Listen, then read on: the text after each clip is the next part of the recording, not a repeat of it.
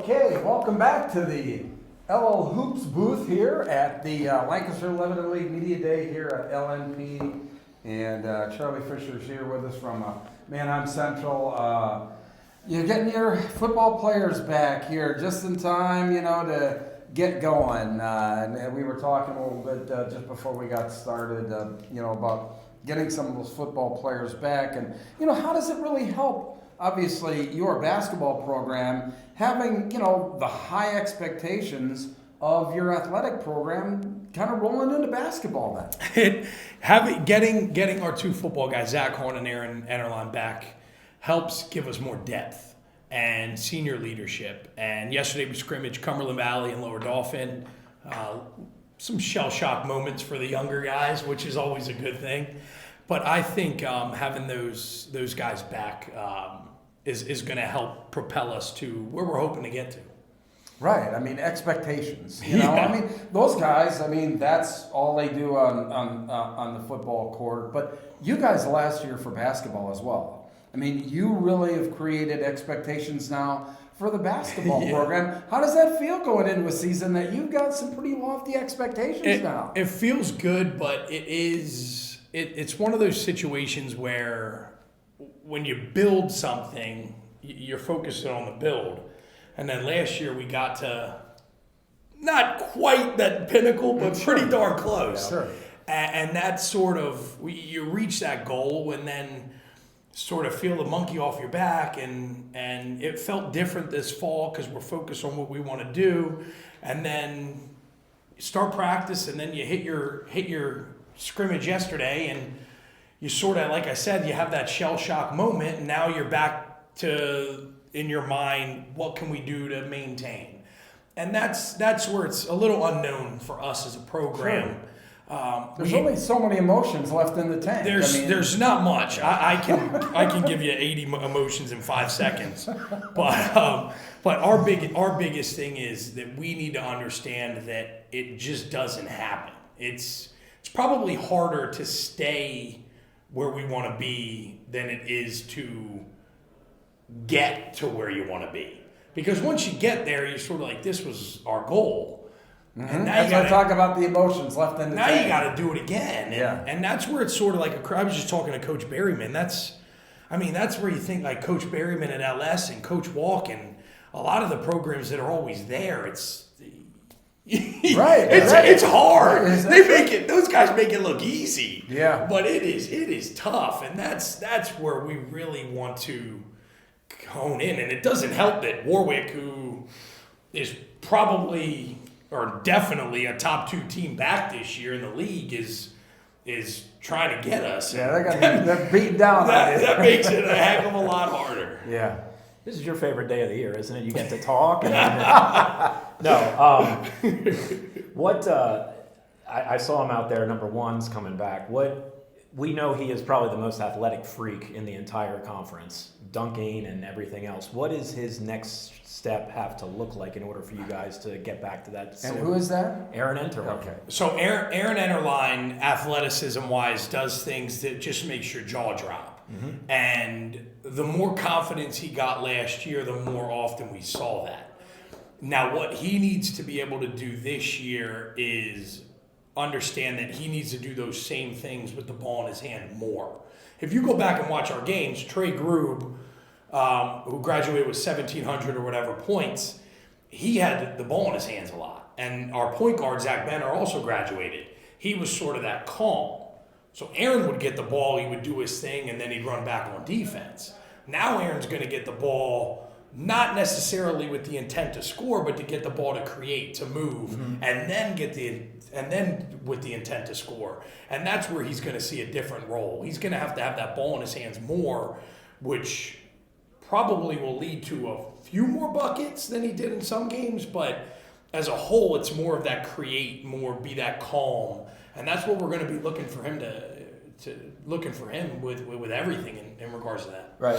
And you mentioned you're losing Trey Grube. And yes. You can't replace his point production per se, but correct. How do you replace him in other ways? Because it's going to be a total team effort, and what does that look like? So team's been our focus. Is your goal team success? Is that's what driving you? And that's really what we've been honing in on. And where that is coming into play is the difference in where our offense is going to look. It's going to look completely different. At least that's the goal.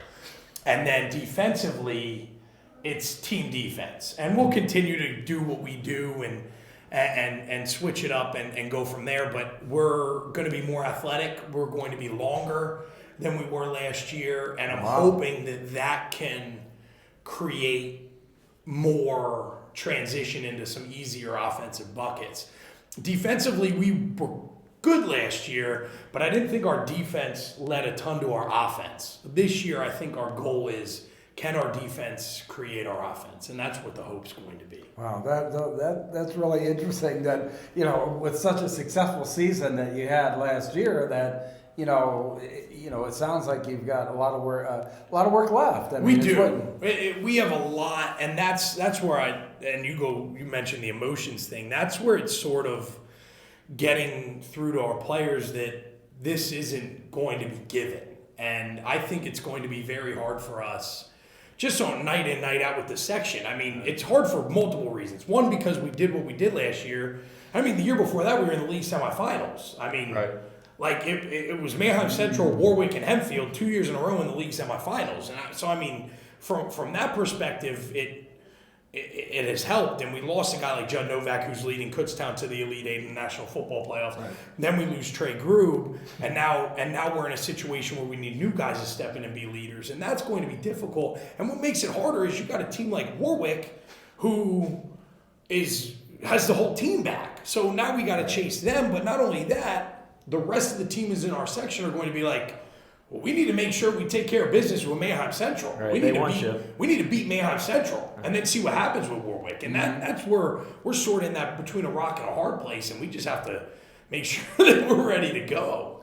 What off-season wise, what have you seen? Like, is it like a hunger or anything like that? Because like Hempfield followed this, we knew what their trajectory was and what their script was. It was, we're going to get so close, and then is this finally the year? And it sounds like you guys, and you just mentioned it, league finals last year, semis before that, it kind of seems like you're on the same sort of flight path. I mean, for them, they were, hell-bent on, we got to get to Township, and we got to make that finally happen. What does that look like for you guys? Are they cognizant? Is that like I don't want to say their sole goal, but what does that look like? I think that's our goal. I think what makes us different than Hempfield is Hempfield was sort of with those same players that whole time. Right. And like they were juniors, didn't get it.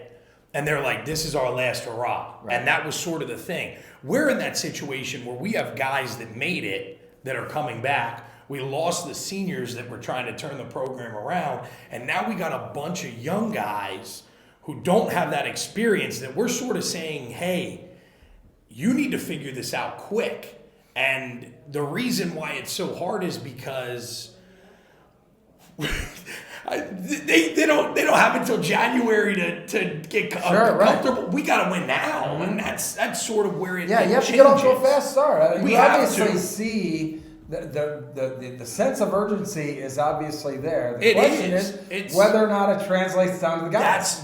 There's a huge question mark there, and I think that's where we're different than a team like Warwick this year or a team like Hempfield last year, because we have new pieces. And we need to get the new pieces to fit with the old pieces after losing a huge scoring piece that's been starting for 4 years. Now, you mentioned getting off to a fast start. If I'm looking at this right, we're going to not really play in December at all, and then we're backlogged in January. Is that so? We have a tip-off. Correct. Yes. Right. And then here's a 10-day break. Oh, it's a coast. Yeah, January's we play a holiday tournament over the break, and then we have a ton of games in January. Now, what does that look like for a team like this? Is it Township is the exact opposite. They're so front-loaded. They are. But you're the opposite. In January, do you want to play more? Do you want to practice more? What would be your preference if you had your druthers, I guess? I prefer our schedule. I don't necessarily like the 10-day gap. Sure. Especially that early, right? Correct. Right. I prefer our schedule more than the front load. Because if your schedule's front-loaded, and Coach Johns and I had talked about this, you really got to make sure you're ready. Right, sure, right. Whereas us, we can sort of have goals to make sure we're here. But if you look, we play 3 games. We play West York at home on the next Tuesday. After that, we have 10 days off to get ready for section. So at that point, we have to make sure that we're ready to go for E-Town. And the way we approach the preseason is we need to put in what we need now, what we hope is going to work for the whole year, and then we get that extra stuff, that 4th defense, that 2nd zone trap, or whatever it may be. Those are things that we're going to be able to put in after that West York game. Last thing I want to ask you is, you mentioned maybe we're going to see some different things. What are some of the different things we're going to see? Because you can't hide it. That's going to be on film eventually. So. Our main offense is Let him watch the film. Our main offense is going to change. Okay. We're going to go more to a 5-out approach. Okay. That's the initial goal, and then we'll have 2 other ones that we'll see where they fit. Okay. Defensively, I'm not sure what our number 1 defense is going to be. Last year, 1-3-1 got us some mileage in some playoff games, and we're hoping that can be better. I don't know to what extent, but that's our hope. Well, I'll tell you what. Thanks so much. Hey, I'm thank really you. looking forward to, obviously for me, it's, building on the success that you've had. And, you talked about how difficult it is when you talk to some of these other coaches. Hey, you're right there now. This is I think, could be a pivotal year for you guys. It's not that my opinion matters, but you're the team that I'm watching most here in the Lancaster Lebanon League, at least in Section 2, just to see how it all pans out. It's a big question mark. It is, exactly right. That's what makes it interesting and fun. It sure does. And it really is. And coaches like yourself, you make it interesting and fun for guys like Andy and I covering this sport. Thank you for what you do, all right? Thank you. All right, take Appreciate care. you. More interviews on the way. Thanks.